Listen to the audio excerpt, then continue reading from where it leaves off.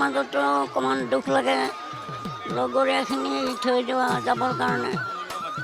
আৰু এতিয়া নগ'লেও নহয়, সেইকাৰণে সকলো ৰাইজ গোপিনীৰ আশীৰ্বাদ লৈ পেলাই আজি এই পথত আগবাঢ়িছোঁ।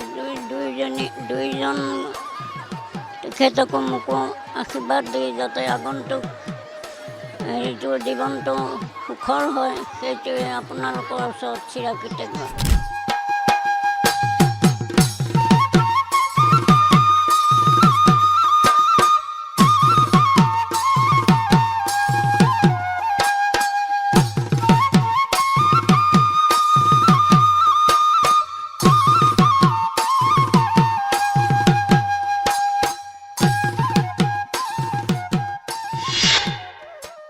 আমি বৰ্তমান উপস্থিত আছোঁ মঠঘৰীয়াস্থিত যি মাতৃ নিবাসত। আমি এক প্ৰতিবেদন দাঙি ধৰিম যিহেতুকৈ প্ৰেমে নামানে কোনো জাতিকুল, প্ৰেমে নামানে বয়সৰ পৰিধি। তাৰে উদাহৰণ দাঙি ধৰিছে এই বৃদ্ধাশ্ৰমত নিৰ্বাস কৰি অহা যি পদ্মেশ্বৰ গোৱালা আৰু জয়াপ্ৰভা বৰাই, যিটো তেওঁলোকে এই আশ্ৰমতে বাস কৰিছিল আৰু দুয়োৰ মাজত প্ৰেম হ'ল আৰু তাৰেই পৰিসমাপ্তি আজি তেওঁলোকে বিবাহপাশত আবদ্ধ হ'ব। যিহেতু ইয়াৰ যি মঠঘৰীয়াস্থিত মাতৃ নিবাসত উদুলি মুদুলি পৰিৱেশ। মোৰ লগত মোৰ সহযোগী ভিডিঅ' জাৰ্নেলিষ্ট অঞ্জনা চেমই ইয়াৰে সামগ্ৰিক দৃশ্য দেখাবলৈ, ইয়াৰে পৰিৱেশ দেখাবলৈ অনুৰোধ জনাই দেখা পাইছে বিয়াৰ ঘৰৰ এক উদুলি মুদুলি পৰিৱেশ। এই যিহেতু কিছু দেৰি পিছতেই দৰা আহি উপস্থিত হ'বহি, তাৰ পৰিৱৰ্তে ইয়াতে বিয়াৰ নামেৰে উৰুলিৰ ধ্বনিৰে মুখৰিত হৈ আছে বিয়াৰ ঘৰৰ পৰিৱেশ। এয়া সমগ্ৰ এক দৃশ্য দেখা পাইছে আপোনালোকে বিয়াৰ সম্পূৰ্ণ প্ৰস্তুতি, বাহুমতে সম্পূৰ্ণ বিয়াৰ বাবে যিখিনি প্ৰস্তুতি, হোম যজ্ঞ কৰিবৰ কাৰণে সকলো আইদেউসকল বহি আছে, সকলো আহিছে, সকলোৱে যাতে অভ্যৰ্থনা অনুষ্ঠানত সকলোৱে আহি আশীৰ্বাদ দিবলৈ বুলি সকলো আহিছে। তেওঁলোকৰ এই যি দৰাৰ বয়স যি ৭৫ বছৰ আৰু কইনা যিহেতু ৬৫ বছৰ, আৰু এই বৃদ্ধ বয়সত তেওঁলোকে এইদৰে বিবাহপাশত আবদ্ধ হৈছে। সঁচাই এক নিদৰ্শন দাঙি ধৰিছে। যিহেতু ক'ব লাগিব যি সময়ত বৃদ্ধ হয় তেওঁলোকে, এই সময়ত তেওঁলোকে উদাহৰণ দাঙি ধৰিছে যি সময়ত বয়সৰ যি তেওঁলোকে এই সময়ত যিহেতু তেওঁলোকৰ এজন সহপাঠী হিচাপে, সংগী হিচাপে তেওঁলোকে বাছি লৈছে, যাতে জীৱনটো শেষৰ সময়খিনি তেওঁলোকে সুন্দৰভাৱে ইজনে সিজনৰ সহপাঠী হৈ বা সহযোগী হৈ ইজনে সিজনৰ দায়িত্ব পালন কৰিব পৰাকৈ তেওঁলোকে আজি এই সিদ্ধান্ত তেওঁলোকে গ্ৰহণ কৰি সম্পূৰ্ণভাৱে সামাজিক ৰীতি নীতিৰে তেওঁলোকে আজি বিবাহপাশত আবদ্ধ হ'ব আৰু তেওঁলোকৰ এই প্ৰেমৰ পৰিসমাপ্তি ঘটিব। আৰু তাৰে উদাহৰণ আমি যিহেতু আপোনালোকে দেখা পাইছে, বিবাহ সকলো আহিছে, ওচৰ চুবুৰীয়াকে ধৰি সকলো যিমানে গম পাইছে তেওঁলোকৰ আইতা ককাৰ বিয়াৰ কাৰণে সকলো খুব মনৰ হেঁপাহেৰে আনন্দেৰে আহিছে বিয়া অভ্যৰ্থনাৰ অনুষ্ঠানলৈ। এয়া আপোনালোকে প্ৰত্যক্ষ কৰিছে। কিছু দুগৰাকী আইতা বহি আছে, আমি আইতা দুগৰাকীৰ পৰাই কিছু মন্তব্য ল'বলৈ চেষ্টা কৰিম। হয় আইতা, আজি যিহেতু এখন বিবাহ আজি সম্পূৰ্ণ হ'ব, কি ক'ব? ভাল, আশ্ৰমতে আছিলে, দুইজন একেলগে আছিল, কিন্তু এতিয়া বিয়াৰ হেৰিটো হোৱাৰ কাৰণে কইনাক ইয়ালৈ পঠিয়াই দি দৰা তাত আছে বেলতলাত। এতিয়া দৰা আহিব আজি কাছে।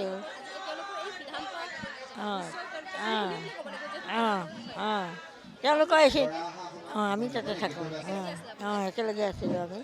তেওঁলোকক এতিয়াই বিয়া নামিছে, গতিকে এই বয়সতে হ'ব লাগে বিয়াখন, হৈ গ'ল আৰু এতিয়া সেইটো বেয়া পাবলগীয়া কথা নহয়। যাৰ যেতিয়া বিয়া অধিকাৰ এখন সংসাৰ পাতিবলৈ মনত ইচ্ছা আছে, গতিকে তেওঁ এতিয়া মনটো হেৰি হ'ব। ভাল পাইছোঁ, আমি বেয়া পোৱা নাই, ভালেই পাইছোঁ। হয়, তেখেতে কৈছে সকলোৰে অধিকাৰ আছে, যিহেতুকৈ বিবাহখন তেওঁলোকে জীৱনৰ যি এটা পৰিস্থিতিত পৰি হয়তো তেওঁলোকে বৃদ্ধাশ্ৰমত আহিব লগা হয়। তাৰ পৰিপ্ৰেক্ষিতত যেতিয়া তেওঁলোকে অকলশৰে জীৱন কটাবলগীয়া হয় আৰু তাৰ আজি যদি তেওঁলোকে এজন সংগী বিচাৰি পায়, সঁচাই ভাল এটা ক'ব লাগিব, ভাল এটা কথা যিহেতুকৈ ক'ব লাগিব।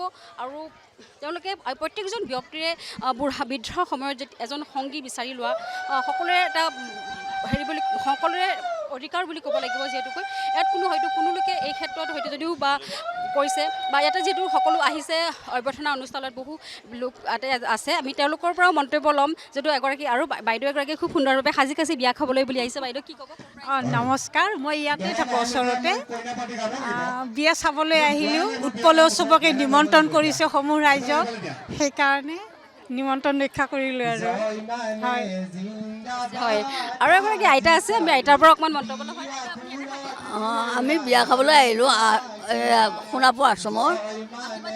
অঁ আশ্ৰমৰ পৰা আহিছোঁ চাওঁগৈ বোলো কেনেকুৱা বিয়া পাতে কোনোদিন দেখা নাই কৰা নাই আজি বোলো যাই চামগৈ পেলাই হয় তেওঁলোকে কৈছে কাৰণ সকলোৰে বাবে এক আচৰিত ধৰণৰ এক বিষয় হৈছে যেনেকৈ ধৰক এই বয়সতো তেওঁলোকে হয় এই বয়সত তেওঁলোকে বিবাহপাশত আবদ্ধ হ'ব এক আচৰিতজনক হয়তো বহুতে ভাবিছে কিন্তু যদি ক'ব লগা হয় বা খুব সুন্দৰভাৱে তেওঁলোকে আৰু আহিছে তেওঁলোকে বিয়াৰ নাম লৈ আছে আমি তেওঁলোকৰ পৰা অকণমান বিয়া নামো শুনিম আমাৰ কেমেৰাত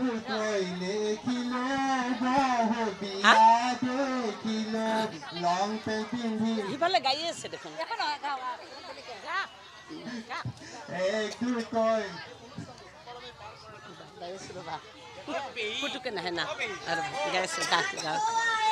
টেবুলৰ ফুলদানি হাততে লোৱা মৰমৰ আইতা কি লাগে কোৱা টেবুলৰ ফুলদানি হাততে লোৱা মৰমৰ আইতা কি লাগে কোৱা এককে নালাগে সকলো আছে ছোৱালীৰ জীৱনটো ঘূৰাই মোক লাগে ছোৱালীৰ জীৱনটো ঘূৰাই নেপাবা ৰাতিটো পুৱালে বোৱাৰী হবা ল'ৰাই যে নেজানে ছোৱালীৰ মূল ছোৱালী এপাহি ধুনীয়া ফুলতে ভমৰা পৰে মদাৰ ফুলৰ দৰে অনাদৰ কৰে ধন্যবাদ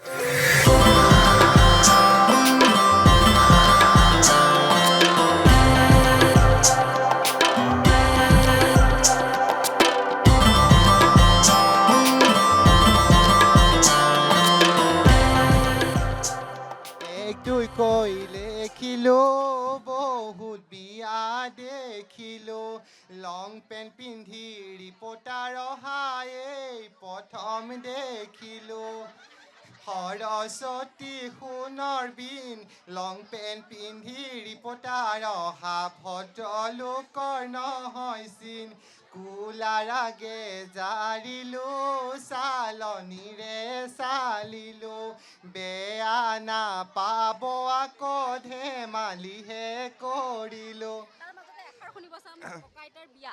হয় খুব ভাল লাগিছে আচলতে বিয়া বুলি ক'লে এইটো নহয় যে আজিকালি বিয়া এনেকুৱা মানে বয়সৰ কোনো সীমা নাথাকে গতিকে আজিৰ দিনটোত ককা আইতাৰ বিবাহৰ দিন আছিল গতিকে সকলো এই আশীৰ্বাদ এই মানুহখিনি যে আহিছে সেয়াই আচলতে আশীৰ্বাদ ককাসকলৰ কাৰণে ময়ো আহিছোঁ খুব ভাল লাগিছে ভুলে শুদ্ধই বিয়ানাম গাইছোঁ সকলোৱে এবাৰ উৰুলি দিয়ক খুব ভাল লাগিব এইটো আশীৰ্বাদ হ'ব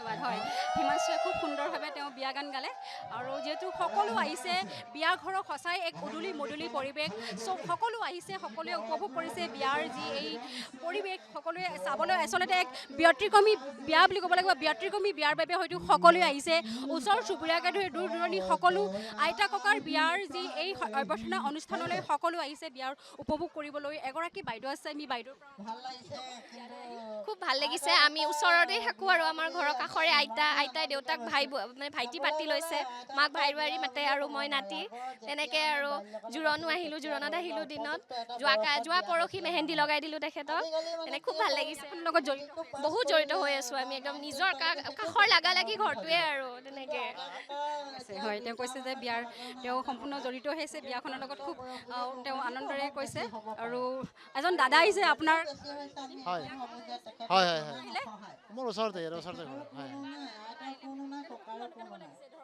আহিতো ভালে লাগিছে সেইকাৰণে চাবাইছোঁ এখন মানে অস্বাভাৱিক এখন হয় এনেকুৱা বিয়া সচৰাচৰ নহয় আৰু এই ফাৰ্ষ্ট টাইম দেখা পাইছোঁ আমাৰ জীৱনত সেইকাৰণে আহিছোঁ আৰু ভাল লাগিছে তেওঁ কৈছে যিহেতু ওচৰ চুবুৰীয়া হিচাপে সকলো আহিছে বিয়াক লৈ সকলোৱে উলহ মালহেৰে বিয়া পাহি কৰিছে এগৰাকী ভণ্টি আছে আমি জানিব চেষ্টা কৰিম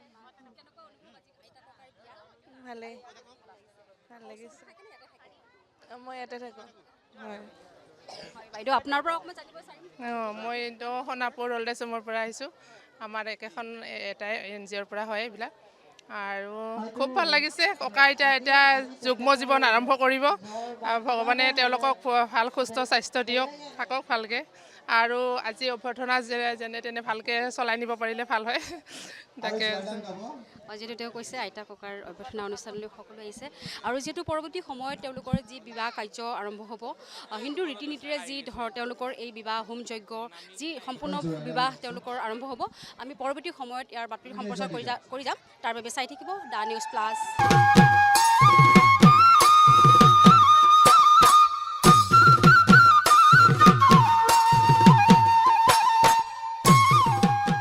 যিকোনো খবৰৰ বাবে যোগাযোগ কৰক 7099017330 লগতে 7099017110 নম্বৰত।